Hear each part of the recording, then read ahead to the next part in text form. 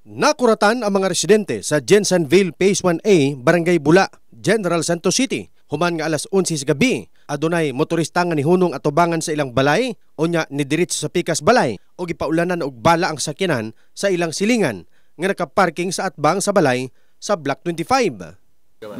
Wala mi nagtambay na rami diri sa amo ang sulod sa among balay sir, pero abre magud ni kay open man niya diri. Tapos namin nadungog buto, mga upat gid ka buto kay pati na mo kuyawa mga alas 11 gid nga banda sir. Pero nadungog pa namong motor nga ning agi diri sa among tungod. Sumaon na to. Nakita niyo ang motor? Ang motor ang wala na ko nakita, isa ra siya ka tao.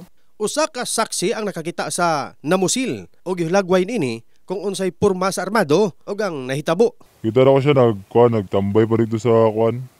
Sa una-unahan lang, dulol ragod. Pagawas na ko, nakita na ko siya. Unsay porma niya? Mga jacket, naka-itom. Jacket niya itom. So sa naong niya? Wala, ay nakapurong niya. Di po na ako maklaro kay gilabo bugog mata. Isa ra ka tao? Isa ra ka tao. Katong iyang armas gigunita, nakita pa nimo?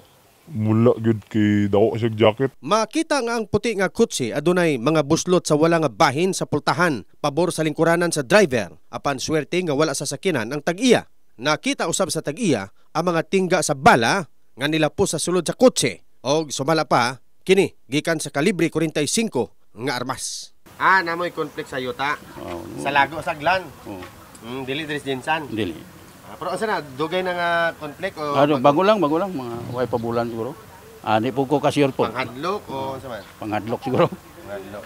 Pero bakit dili ikaw ginanggi ka ang sakyanan ni Mama? Sakyanan yun.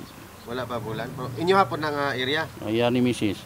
Inyo ni Mrs. Siyempre asawa na ko di siyempre. Pero kana conflict unsa na nabot sa barangay o sa Cortina? Wala pa. Wala pa sa inyo pala, sa ila pa lang. Kung tinudaan niya sila di pwede man na istoryahon. So willing ka makighusay. Oo.